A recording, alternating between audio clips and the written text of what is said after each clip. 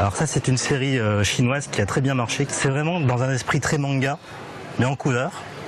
C'est un auteur chinois qui s'appelle Pocket Chocolate qu'on avait fait venir en France au mois d'octobre. Donc on sort le tome 2 le 6 février, donc on aura des tomes disponibles en exclusivité pour Angoulême sur ce tome 2. Des exclusivités, des dédicaces et des rencontres, le Festival de la BD d'Angoulême, c'est le rendez-vous des passionnés du 9e art, mais aussi des professionnels. Pierre Séry, fondateur de la société d'édition d'anciennes Cotoji, attend beaucoup de l'événement. Dénicher des talents. Et ça, que ce soit des talents, des gens qui viennent avec leurs classeurs nous montrer leurs dessins, leurs planches, est-ce que ça vous intéresserait? Ou de l'autre côté, que ce soit des éditeurs asiatiques chez qui on peut acheter des droits, c'est énormément de rencontres. On s'est rendu compte très vite qu'Angoulême, c'était le lieu où tout se passait. Angoulême, c'est donc aussi le lieu incontournable pour mettre en avant ses propres publications. Et l'impact du festival n'est pas des moindres. Les ventes sur place représentent 5 à 10% de son chiffre d'affaires annuel. Le plus gros tirage de notre maison d'édition, c'est 3000 exemplaires. À Angoulême, c'est entre 150 et 200 000 personnes qui viennent sur les différents stands. Donc à un moment, on sait toujours qu'on peut toujours toucher un nouveau public, se faire connaître par ce biais-là. Du côté des libraires, on suit aussi avec attention cette grande fête de la BD, à l'instar de l'équipe de La Momie, librairie messine spécialisée dans la bande dessinée, le comique et le manga. Les répercussions du festival, c'est une fois que le palmarès a été rendu, les grands gagnants, là, les gens vont venir chercher pour découvrir le talent, la bande dessinée, se fier à ce palmarès.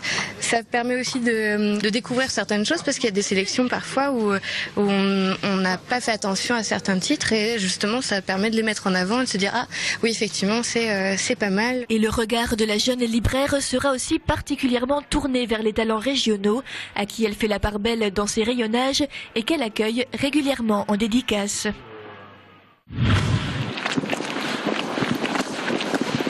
Comme souvent, la visite se déroule dans un lieu manifestement à l'abandon.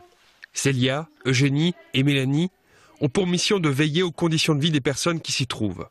Dans ces bâtiments, il n'y a pas même le minimum pour vivre, de l'eau et du chauffage. Ce groupe de 2 éducatrices spécialisées et une assistante sociale contrôle donc chaque endroit. Est-ce qu'il y a quelqu'un? C'est l'équipe mobile, on peut rentrer? Dans une pièce, on retrouve plusieurs éléments laissant à penser qu'une ou plusieurs personnes ont pris refuge. L'équipe mobile marque toujours son passage. Sur le papier est inscrit leur contact dans le cas où ces personnes se représentent. Ce jour-là, personne ne répond, mais c'est assez rare. En 2014, l'équipe mobile a rencontré 170 personnes, dont un tiers de femmes, et même une famille de 5 personnes. Quand un contact s'établit, elle leur propose un minimum d'aide, des couvertures, de la nourriture. L'idée étant de faire évoluer leur situation, une mission qui prend la forme d'un sacerdoce. Moi, c'est vraiment le rapport aux autres, pouvoir les aider, cet aspect aussi de relationnel. Donc c'est vraiment ces aspects-là qui m'ont vraiment attiré. Le fait d'être sur le terrain directement, on comprend vraiment les problématiques, on est vraiment au cœur de l'action et au cœur du métier. Depuis sa création en 2008, la Maraude a constamment augmenté son nombre d'interventions. Ses partenaires comme le 115 ont pris l'habitude de la contacter. Depuis 2 ans, 2 travailleurs sociaux occupent des postes à temps plein et en CDI, été comme hiver. Du 1er novembre au 31 mars, ils reçoivent l'aide d'une 3e personne.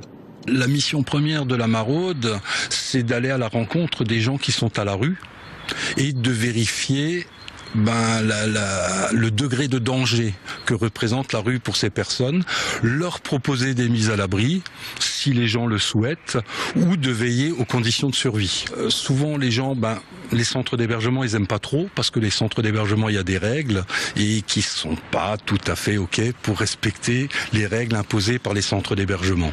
Autre difficulté, le nombre de places en centre d'hébergement en Moselle. Il est fréquemment de 0. En cas de grand froid, les structures proposent donc un accueil d'appoint, voire sur chaise.